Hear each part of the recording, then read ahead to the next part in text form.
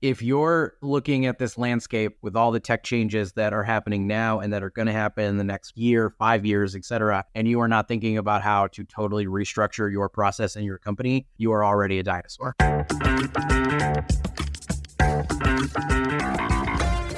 I'm Eric Wilson, managing partner of Startup Caucus, the home of campaign tech innovation on the right. Welcome to the Business of Politics show. On this podcast, you're joining in on a conversation with entrepreneurs, operatives, and experts who make professional politics happen. We are joined today by Mike Nellis, founder and CEO of Authentic, a digital-first fundraising and advertising agency with an impressive list of Democratic clients, including President Joe Biden. Mike was an advisor to then Senator Kamala Harris's presidential campaign in 2020, and he's a serial entrepreneur, which is what we're talking to him about today. His latest company is Quiller, an AI co-pilot that helps Democratic campaigns and allied organizations draft and deploy high-quality, effective fundraising content. In our conversation, we learn about Mike's journey, launching Quiller, some strategic decisions he made along the way, and his advice for other entrepreneurs building with AI. Mike, there are a lot of ways that generative AI, which is what kicked off the current trend, because we've been using AI through machine learning in politics for a long time, but there are a lot of different opportunities for generative AI to disrupt campaigns. Why did you start with online fundraising? I think I started with what I know. And like most great businesses, I wanted to start with a problem that I understood and that I thought was worth solving.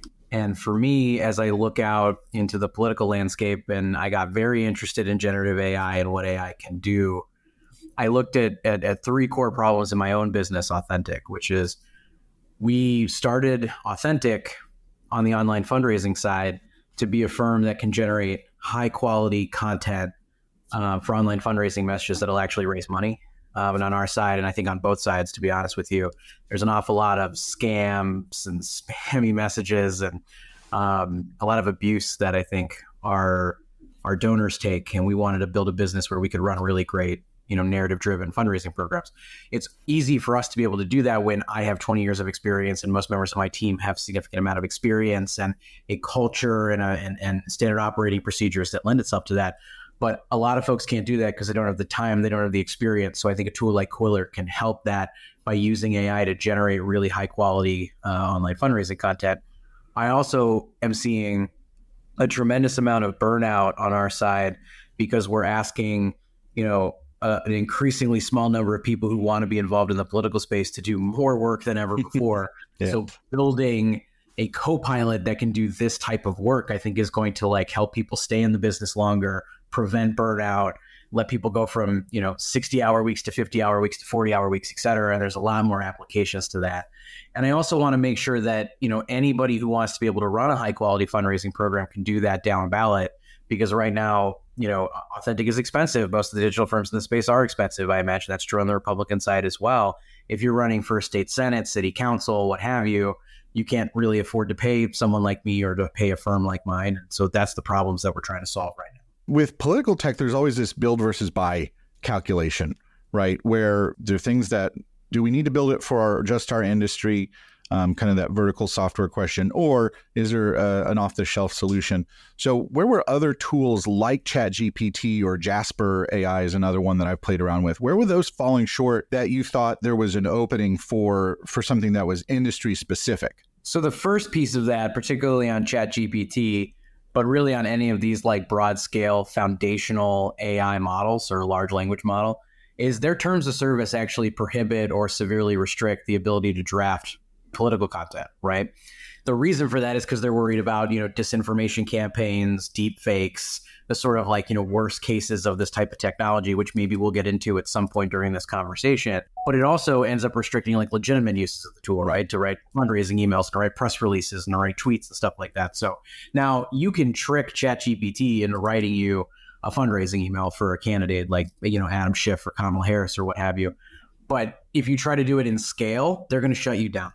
And over time, I think these platforms are going to get more restrictive on this as they find the sort of use cases. Like in the beginning of ChatGPT, you could get it to give you financial advice, right? They've curved down on that significantly because there's like a liability and a public relations concern to doing things like that. So I think we're going to see more of that. And that's why it's necessary for there to be like tools that are specific to us. Jasper is sort of the same. My understanding of Jasper is like, while it is a much more narrow focused AI, it's designed to develop marketing content for businesses, it's still built on top of OpenAI.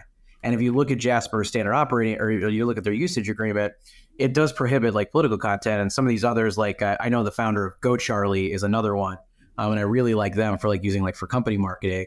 But they prohibit political content too. So I think we're going to have to build our own solutions. I would encourage people to think about these tools almost like they're big tech companies, their Facebook, their Twitter, et cetera. Like they're going to restrict what you can and cannot do.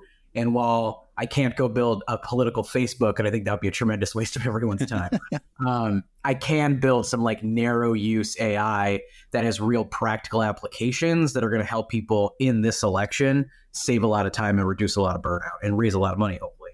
That approach to politics is sort of untouchable by tech companies, especially the newer ones that are coming into the market post 2016, right? I think there's a real divide. So you look at any new tech that's coming out, they don't want to get involved in politics at all. I don't think that's particularly fair or helpful, because the bad actors are always going to figure out how to get around that. It's almost like this criminalization of politics. And we're seeing it with, whether it's restrictions on targeting that you can use for Facebook, what you can and cannot say on TikTok. It's just a pattern that I'm seeing here, and it's prominently raised with OpenAI and ChatGPT. I think it's a concern. And one of the largest challenges here is that there's just like no regulation on any of this stuff. Even let's set generative AI aside for a moment, like on the work that like you and I do, like there's almost no real enforceable regulations on like online fundraising, for example. Right. And that's why the New York Times has done a really good detailed series of articles about how the Trump campaign is just like openly scamming their supporters every single day. And I've had a number of conversations with the reporters who have worked on that. And like, that's the thing that happens.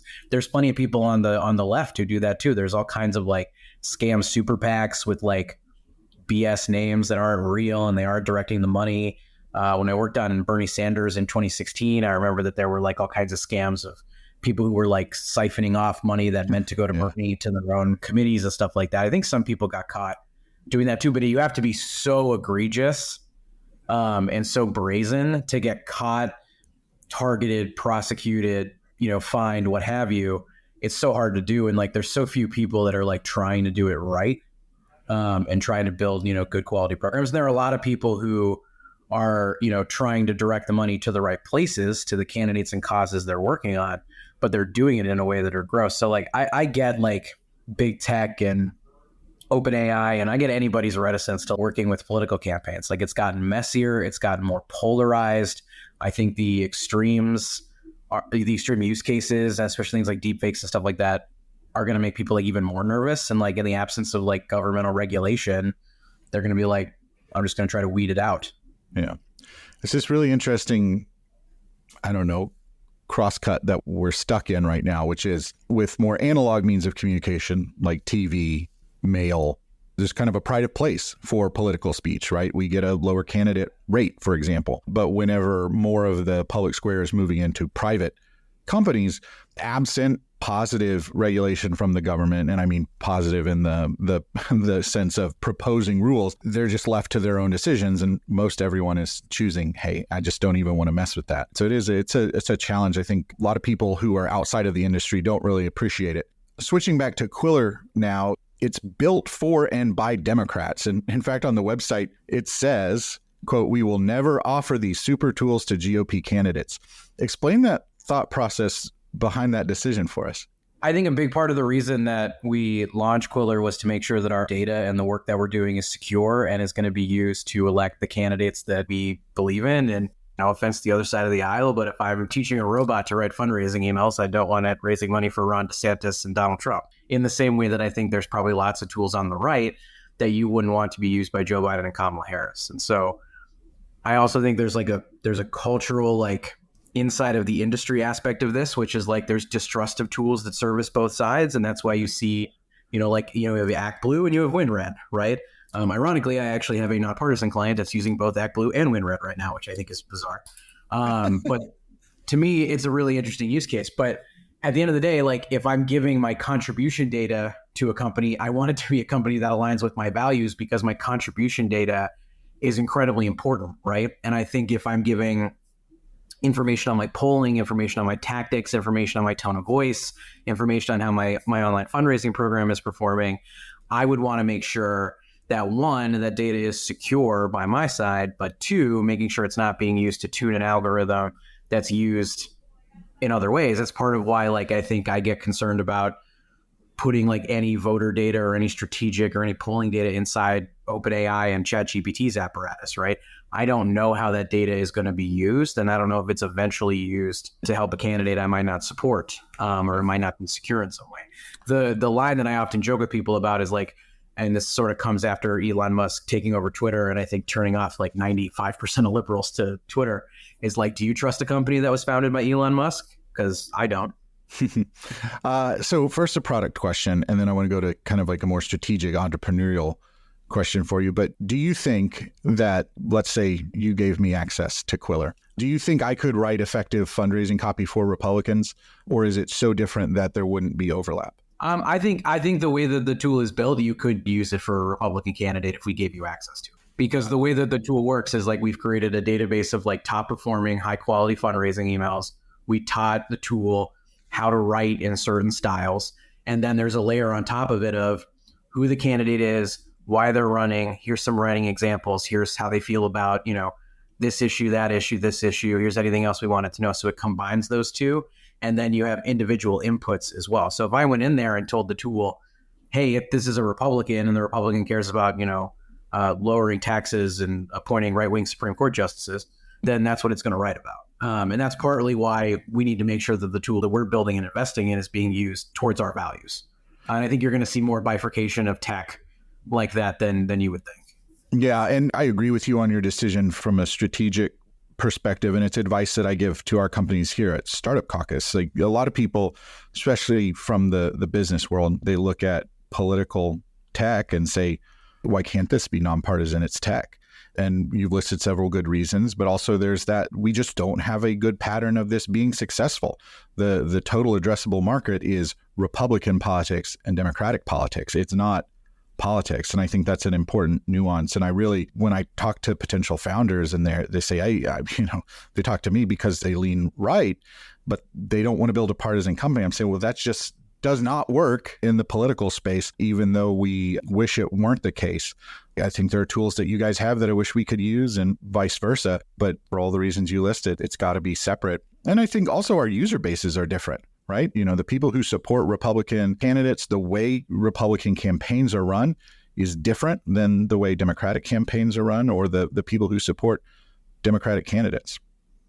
Well, and what motivates these bases is different too. And I know that from working on some nonpartisan stuff that I've done over my life, where I've tried to sort of either, play to the middle or try to play to both. And I've run campaigns where I've actually bifurcated the digital program into like, here's what a liberal focused one, here's a conservative focused view. It's on the same topic essentially, but you would sort of change it out and kind of like change the messaging a little bit. I might go more heavy, freedom, USA, design, graphic here. And I might go a little bit more like, empathy, compassion oriented, longer form narrative stuff. So mixed results. I don't know that anybody's really figured that out. So coming from Authentic, you obviously had a ton of emails and data to train the AI model on. I think that just for our listeners who may not be familiar with this, these large language models like ChatGPT and what you've built with Quiller rely on training data. This is very reductive. I understand it. So don't send me emails on it. But AI, large language models, chatbots are really sophisticated autocompletes. And so you're providing this data to it. How did you decide what went in and what didn't? I think one way to think about just ChatGPT is that it's basically a giant search engine. And you can communicate with it. You can kind of treat it like a sentient robot, but it's really not. It's a conventional wisdom machine, right? And right. GPT is fed on basically the entirety of the internet up until 2021, I think. Whereas Quiller is more of what I would call like a narrow focused AI, where I'm narrowing down what I'm trying to train it on. So we sort of, I met with my leadership team and, folks that I trust in the industry and basically said, all right, what makes a good fundraising email? What's the construction of a good fundraising email? what do you need? What do you don't need? We would talk about things like a solid theory of change, what makes for a good subject line, why do we think this email is good, and kind of deconstruct it that way.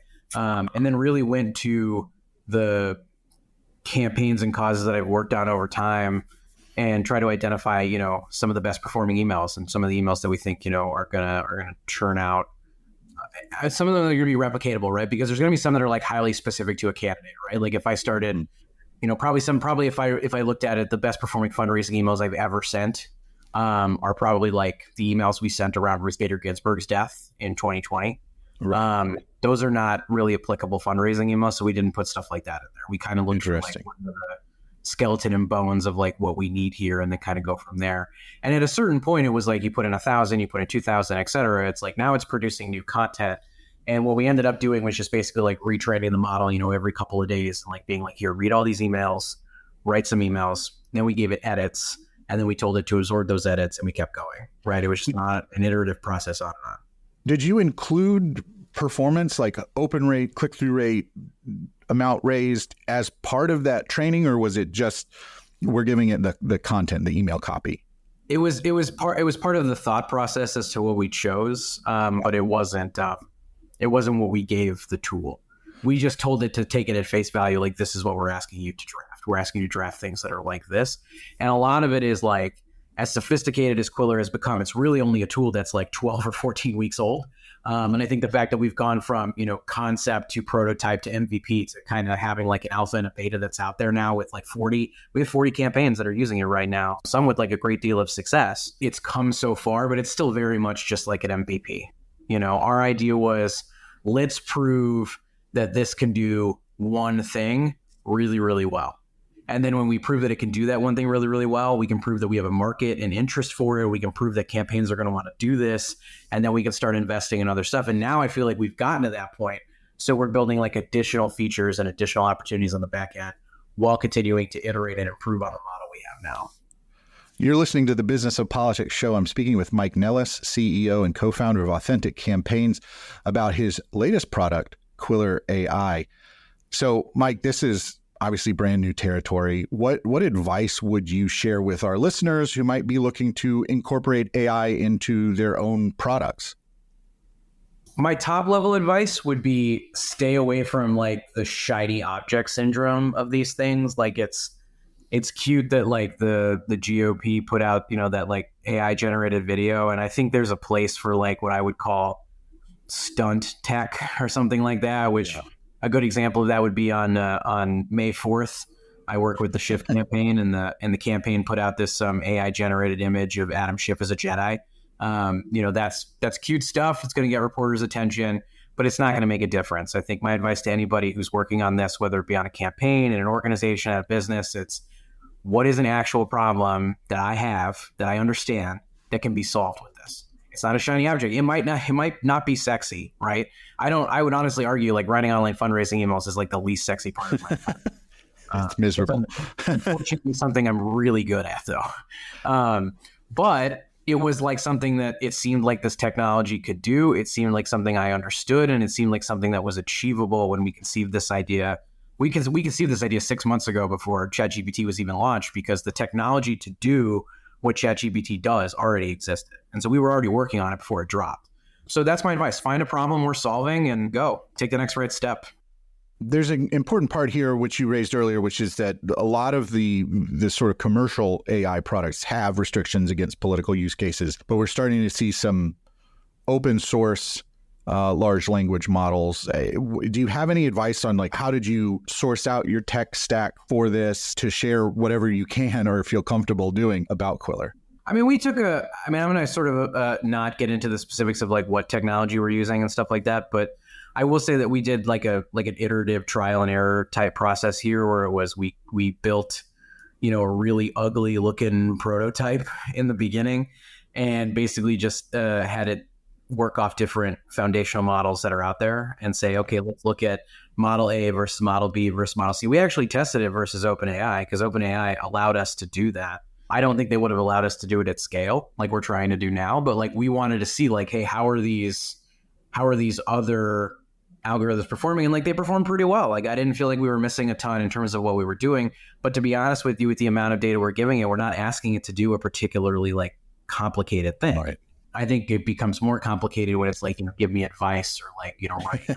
The more detailed it becomes, the harder it gets. And so that's where some of the other layering we've done on top of it is. But in terms of the foundational models, they're out there, they're accessible. All right. Is productizing a best practice enough? Can you really replace an experienced digital strategist with artificial intelligence? I mean, have you done like a Turing test on this yet? I haven't done a Turing test, but I have. I mean, we've rolled this out on 40 clients. And I haven't heard a single client complain. Is how I would put it. So nobody. Do you think that, I guess, do you think the clients could pick it out? I don't. I really don't. But the thing about it is like, I do not believe that like any of this technology is anywhere near replacing humans in the process. I view this as like when right now, pre-ChatGPT, pre-generative AI, pre-Quiller, if I needed to write a fundraising email, I had to sit down, open up a blank Google Doc and spend an hour writing that fundraising email, right? Yeah. And pick your poison. For me, it probably takes 20 minutes. For my junior staff, it might take 90 minutes, but the average is about an hour. Right now, I know what I need generally, broadly, and I can go in and instead of starting at 0, I start at 75, 80%. And then my job is to close the gap between 80% to 100 and get that ready for the client because there's nuances and things that I might know that the tool doesn't know, the tool doesn't recognize, et cetera. So we're closing the gap between how long it takes to do it without generative AI and how long it takes to do it with it, right? If it goes from an hour to write a fundraising email to 10 minutes, all told after edits and client approval, like that's a huge acceleration of our ability to get content out the door, right? If we teach this tool to code the fundraising emails, which we're working on those CRM integrations now, then you go from a process that takes 30 to 40 minutes to do and is highly repetitive, something that takes 5 minutes to do.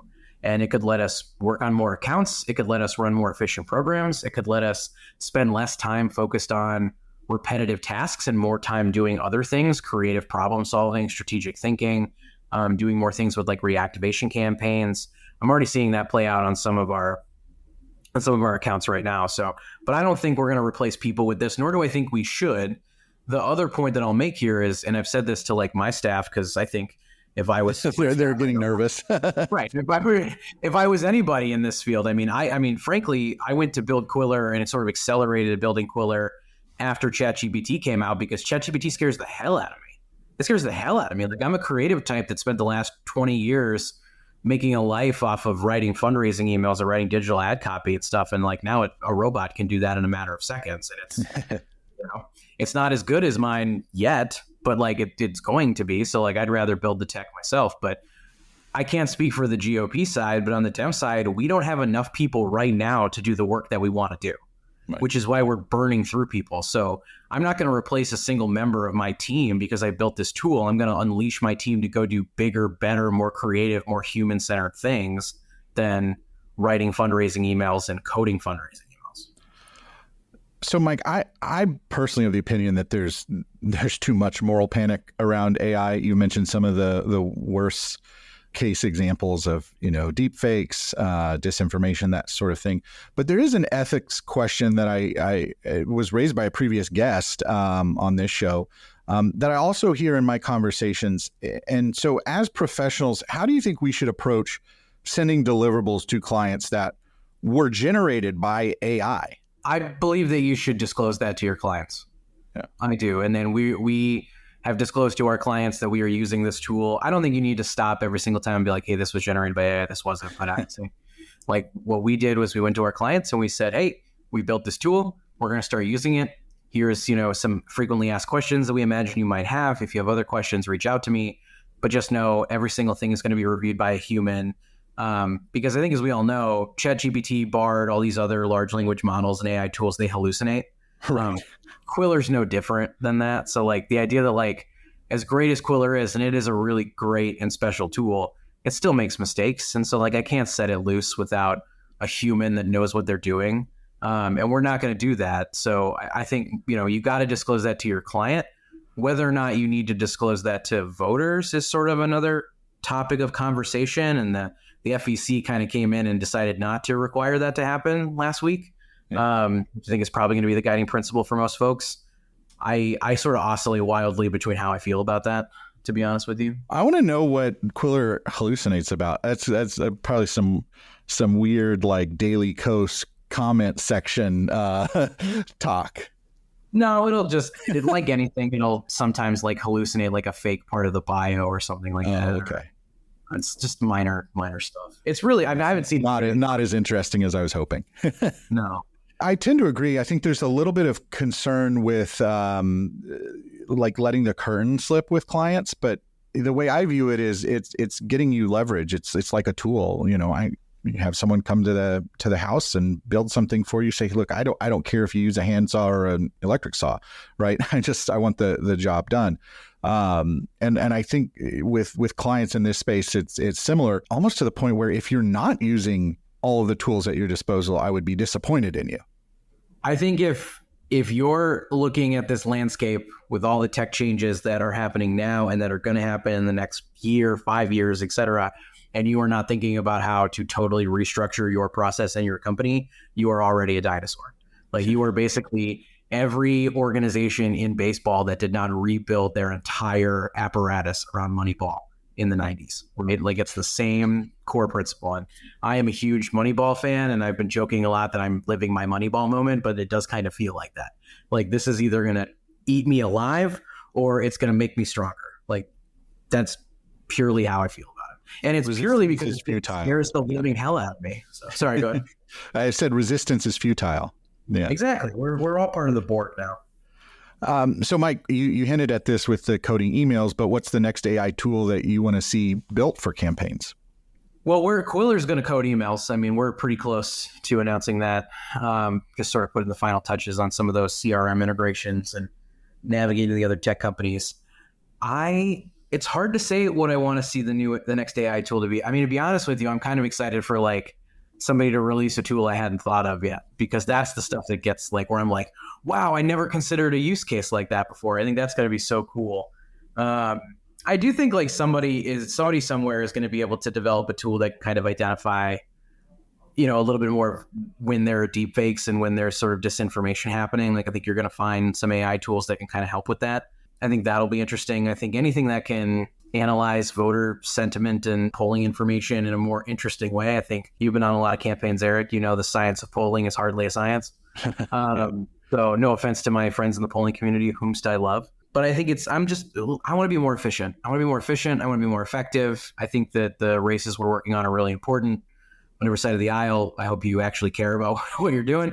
And I know you do, Eric. So I think finding opportunities to run these campaigns in a more efficient way. And I want to burn out fewer people. Like, I feel like we go through way too much burnout on our side. I want to solve that problem. I want people to be able to go to work every day, feel like they're trying to make a difference, feel like they're trying to make the world a better place. And I don't know, clock out at 5 and have a family, living wage. And I think that's achievable in our lifetime. Yeah, no, I'm going to be the old campaign curmudgeon where, you have to move somewhere, work unsustainable hours and live off of volunteer pizza. But you're doing more now because you've got AI. Exactly. You still work in 80. Yeah. What I want to do, and is really important to me, is I don't want to build a tool that like just fills the cup, right? Where it's like, oh, you're still going to work 80 hours, but now you're twice as productive. Like, that doesn't, I want to change the culture of it because the culture of this industry is broken. Well, my thanks to Mike Nellis for a great conversation. You can learn more about him in our show notes. And if you're a Democrat, you can go sign up for Quiller. Republican listeners should check it out too. Look around the website. He's built something really cool. So if this episode made you a little bit smarter or gave you something to think about, all we ask is that you share it with a friend or colleague, and it helps introduce the show to more people, makes you look smarter. So it's a win-win all around. Remember to subscribe to the Business of Politics show wherever you get your podcasts. That way you'll never miss an episode. And if you'd like, you can sign up for email updates at businessofpoliticspodcast.com. With that, I'll say thanks for listening. See you next time.